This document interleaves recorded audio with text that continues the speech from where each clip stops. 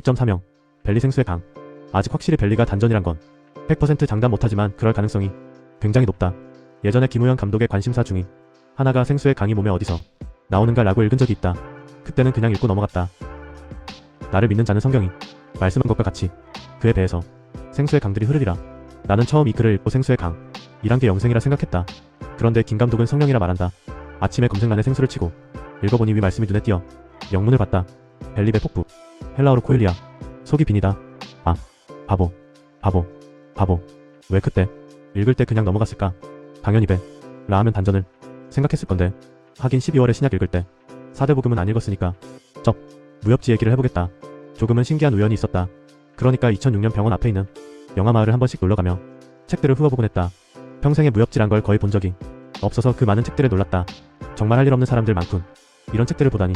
쯧쯧하며 구경하는데 눈에 띄는 제목이 있다. 야광천하. 어라? 약에 관한 무협지인가? 의학에 대해 좀 나오나? 라며 그 책을 빌렸다. 처음으로 무협지에 데뷔하게 만든 책이다. 6권짜리였다. 읽다 보니 이야기가 너무 재밌었다. 이야, 무협지가 이런 거구나. 꽤나 재미있네. 단숨에 6권을 다 읽었다. 근데 끝이 안 나있다. 젠장.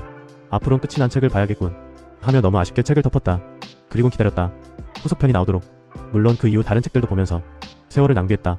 근데 아무리 기다려도 후속편이 안 나온다. 후에 영화마을을 인수하고 나서 책 정리를 하는데 그 책의 후속편이 안 나와서 참고로 6권을 넣어버릴까 생각도 했다. 근데 6권이나 돼서 아깝기도 하고 나의 첫 무협지인데 하며 그냥 진열해 놓았다. 그리고는 무려 햇수로 3년 만에 그 후속편이 나왔다. 7, 8권이 동시에 나왔는데 8권에 완결이라 써졌다. 앞권을 읽은 지 벌써 2년 이상 지났기에 그 내용은 다 까먹었다. 그래서 첫 권부터 다시 봤다. 이것이 바로 이번 설 이틀 전 이야기다. 설 전날까지 이틀에 걸려 6권을 다 읽고 설 끝나고 하루 만에 2권을 다 읽었다. 근데 신기하게도 8권의 마지막에 예수님 이름이 나온다. 참으로 묘한 느낌이 들었다. 내용이 이런 거다. 예수님 얘기니까 특별히 관심이 간 대목이다. 주인공이 우연히 야광문의 문추를 만나 그 문파의 후계자가 된다. 문파의 비밀을 푸는 열쇠를 얻어 어떤 병이든지 고칠 수 있는 비법을 사사받는다. 근데 주인공이 어떤 질병이든 고칠 수 있는 사람이 있다는 소리를 듣는다. 저 멀리 서역에서 그 사람은 사람 몸에 손을 대기만 하면 또는 옷자락만 닿아도 낫게 한다는 것이다. 그래서 주인공도 그 단계를 소망하게 된다. 결국 완전하게 예수님 단계까진 가지 않지만 강력한 내공과 의학 지식으로 대단한 치료 효과를 보인다. 그러면서 그 주인공은 예수님의 치료 사역을 인간이 단련하여 만들 수 있는 그 어떤 능력으로 간주하며 동경하게 된다. 예수님 중심으로 간략해봤다. 오늘 아침에 생수의 강을 생각하며 그 배에서 흐르리라 는 말씀을 읽고 이 얘기가 강력하게 떠오른 것이다. 그러면서 이 책과의 조우가 너무 인상 깊음을 느낀다. 첫 무협지 그리고 2년이 넘게 후속 얘기가 안 나오다가 주님을 영접한 후 출판되었는데 하필 그 읽은 부분이 예수님 얘기가 나오는 것. 뭐 그냥 그런가 보다 하고 넘어가갈 수도 있지만 민감하게 반응하는 나의 영이 뭔가 냄새를 맡는다. 단전이란 부분은 배꼽 및 손가락 3개를 나란히 놓으면 닿는 부분이다.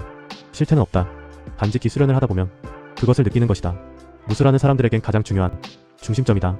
실체는 없으면서 말이다. 이 단전을 예민하게 느끼는 사람일수록 그 단전이 풍성하게 커지는 사람일수록 고수인 것이다. 근데 그 단전이 실제로 커지는 것이냐? 커진다고 말할 수도 있고 그냥 느껴지는 기가 단전을 중심으로 더욱 깊은 느낌이다라고 말할 수도 있다. 20대 젊은 시절 단전 수련한답시고 굉장히 유명한 지금은 전설이 되신 분께 조금 배우기도 했고 나름대로 나를 세면서 단전 호흡을 하며 젊은 시절을 보냈다. 자, 여기서 당연히 기도 들어간다. 주여 저의 과거와 지금의 깨달음이 어떤 연관이 있습니까? 처음에 믿음 생활을 할 때 병원에서 조용히 묵상하며 기도할 때 그런 생각을 했었다. 뭔가 조용히 기도를 하다 보면 숨소리를 느낄 수 있는데 자연히 단전호흡과 같은 차분한 숨을 쉬고 있는 것이다. 그래서 기도와 단전호흡을 같이 할 수 있는 거구나. 만약 이런 기도를 계속하면 건강에 참 좋겠네. 단전호흡이 건강에 참 좋다.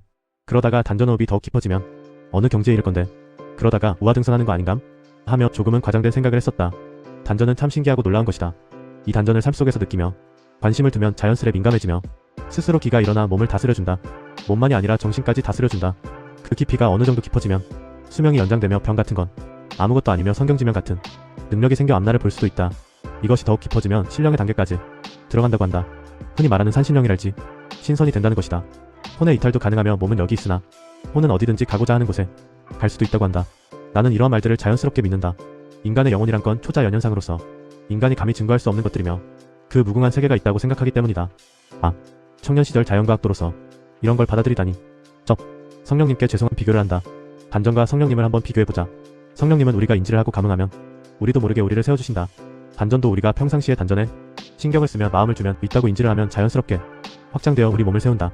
성령님의 능력을 우리가 인간의 과학으로 어떻게 그 끝을 알 수가 있는가? 무한한 능력의 성령님이시다. 단전의 능력도 마찬가지다. 성령님은 인격체로서 나와 대화를 하시며 나를 지혜로 이끌어주신다. 단전은 정신을 맑게 하여 사람을 총명하게 한다. 성령님의 치유나 예언의 능력 등 실질적인 권능을 보여주신다. 단전도 마찬가지로 기치료나 앞을 보는 능력까지도 가능하다. 성령님은 영생의 길로 이끄신다. 단전도 신선의 길로 갈 수 있다. 재밌지 않은가? 내가 굳이 이런 불경스러운 비교를 하는 이유는 딱 하나다. 생수의 강이 어디서 나오는가 하는 말씀에서 그 원천이 단전이 아닐까 하는 생각에서다. 만약 그렇다면 생수의 강이 넘쳐흐를 수 있게 뚝을 터뜨릴 수도 있을 것 같다. 근데 바울 사도는 이것에 관해 말한 부분이 없는 것 같은데.